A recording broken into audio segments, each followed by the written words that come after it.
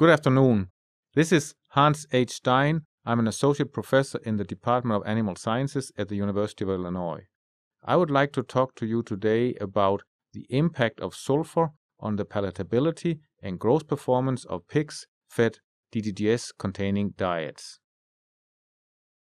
The outline I would like to follow includes the following.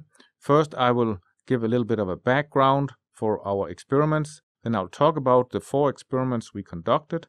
Then I will show the results from these 4 experiments. And finally, I'll talk a little bit about the implications from this research. Corn grain contains approximately 0.1% sulfur. Because the starch in corn is fermented during ethanol production, DDGS is expected to contain about 0.3% sulfur because most of the nutrients in DDGS is 3 times greater than the concentration is in corn. However, the actual concentration of sulfur in DDGS is not always 0.3%. Sometimes we see values all the way up to 0.9% or even more than that.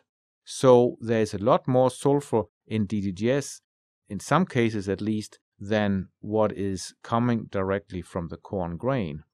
And the reason for that is that sulfuric acid is sometimes used in the ethanol plants to stabilize the pH during fermentation, and that's why the sulfur concentration sometimes is increased.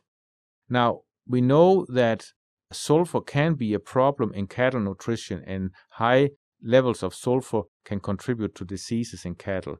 However, there's very little information about the effects of sulfur in swine nutrition. It has been recognized and shown many times that between 20 and 30% DDGS can be included in diets fed to swine without reducing growth performance, but sometimes we do see a reduction in feed intake when DDGS is included in the diets. And it has been concluded that pigs, if they have a choice, they will prefer to eat diets that contain no DDGS rather than diets that contain DDGS.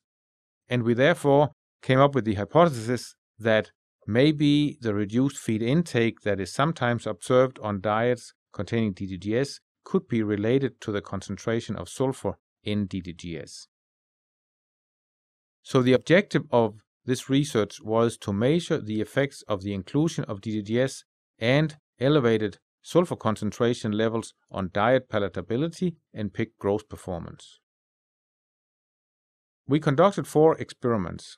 The first experiment was conducted with the objective to measure the effect of sulfur on feed palatability using nursery pigs. And in the second experiment, we used the same diets to measure the effects of sulfur in DDGS on growth performance in nursery pigs. The third and fourth experiments were conducted with growing pigs, and in the third experiment, we measured the effects of DDGS on feed palatability or feed preference in growing pigs, and in the fourth experiment, we used those diets for experiment 3 and measured the growth performance of growing finishing pigs fed diets containing different levels of sulfur in DDGS. The diets we used for the 2 nursery pig experiments are shown here. We had 3 diets.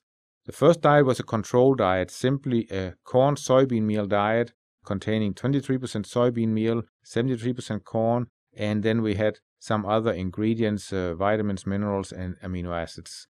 The total sulfur concentration in this diet was 0.22%. Then we formulated a corn-soybean meal DDGS diet, and we had 20% DDGS in this diet. The DDGS we used in this diet was selected to have a relatively low concentration of sulfur. So the DDGS here contained 0.3% sulfur, and that is in the low end of what we usually see in DDGS. And you'll see the total concentration of sulfur in this diet was about the same as it was in the control diet at 0.022%.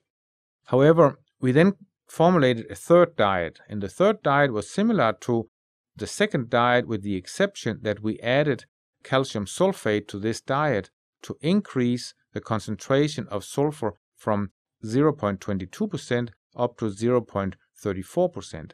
And the reason we added this level of sulfur was that 0.34% would be the level of sulfur one would get in a diet containing DDGS if the DDGS had the highest level of sulfur that we have observed, which is around 0.9%.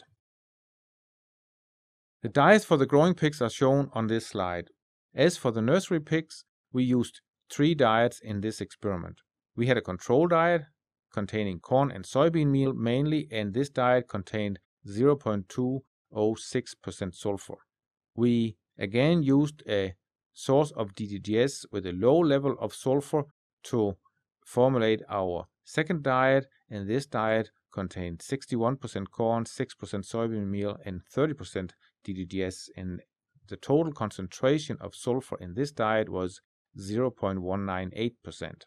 Then we had the third diet, which was a high sulfur diet, and this diet was formulated by adding 1.10% calcium sulfate to the DDGS containing diet. So the total concentration of sulfur in this diet was 0.375%. And as in the nursery pig diets, this level of sulfur was calculated to be similar to the level of sulfur one would obtain if we had used a DDGS source with 0.9% sulfur. The results of these experiments are shown next. The feed preference of the nursery pigs is shown in this slide. We have here on the y-axis the feed preference on a percentage basis, and on the x-axis we have the different diets that were fed. The way we constructed this experiment was that we had a total of 30 pens. In 10 of the pens we had 2 feeders. These 2 feeders contained the control diet and the DDGS diet. So there was a choice for the pigs to eat either the control diet or the DDGS diet. The feeders were switched every day so that the pigs would not know beforehand which diet was in which feeder. So the disappearance of feed from each feeder represents truly the preference of the pigs, and we measured the disappearance every day for 8 days. The second group compared the control diet and the DDGS plus sulfur diet. Again, we had 10 pens and we had 2 feeders in each pen, and pigs were fed every day, feeders were switched every day, and feed disappearance was monitored every day. And the third group had 2 feeders, and in these feeders we had either the DDGS containing diet or the DDGS plus sulfur diet.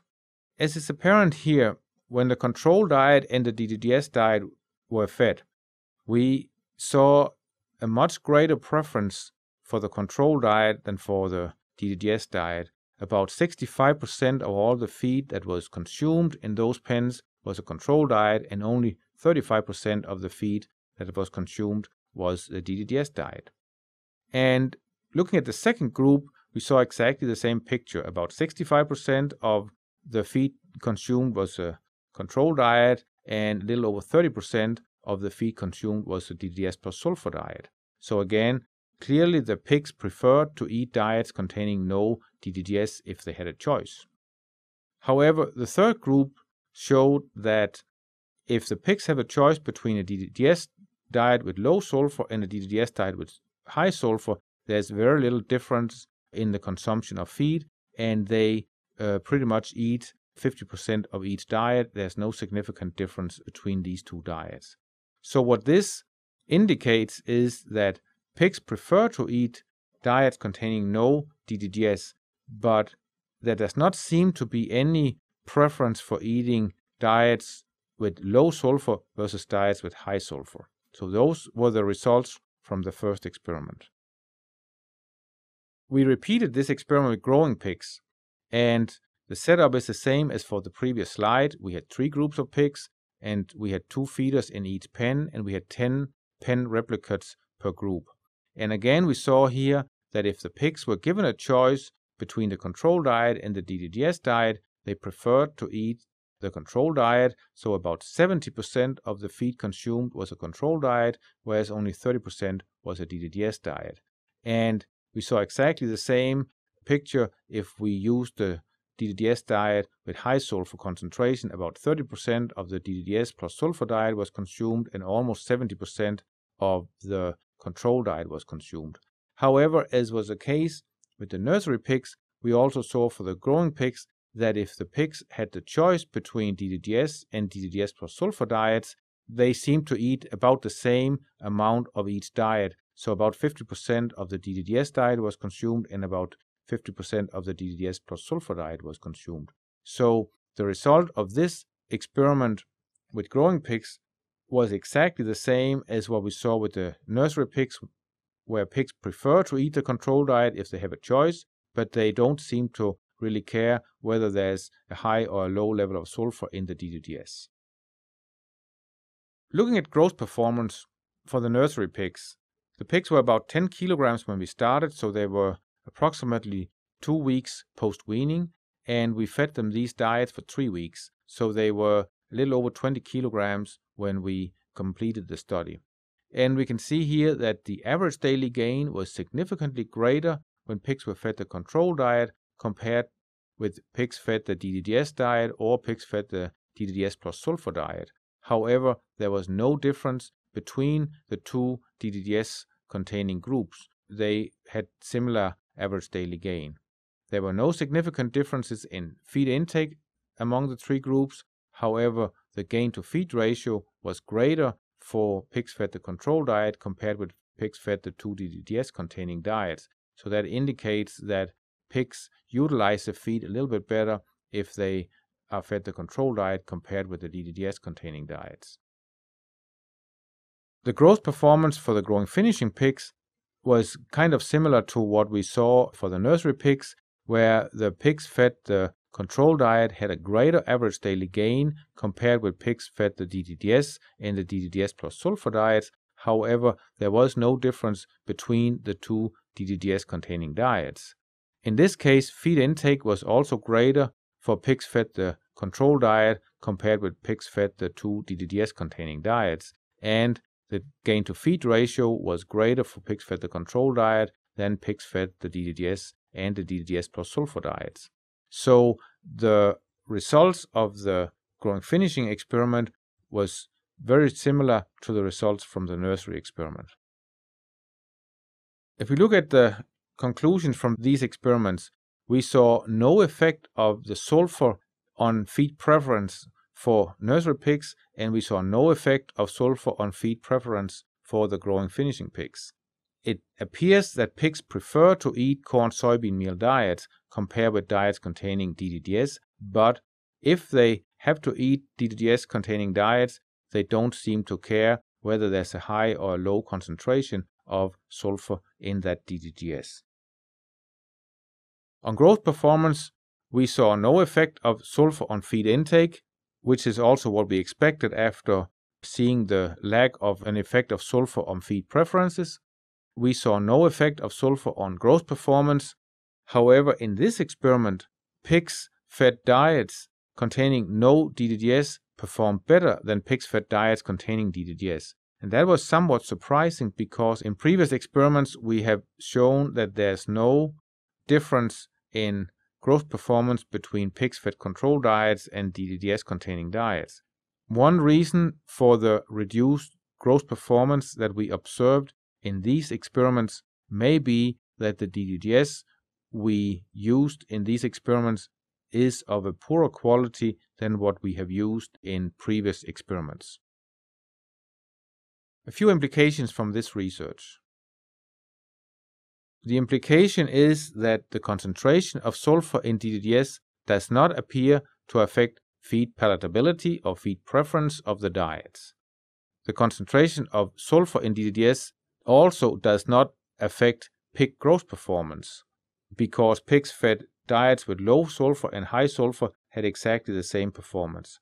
However, questions about why pigs fed DDGS containing diets sometimes perform less efficiently than pigs fed corn soybean meal diets remain unanswered, and more research in this area is required. With that, I want to thank you for your attention. If you have an interest in more information, please visit our website. You'll see the web address on the screen.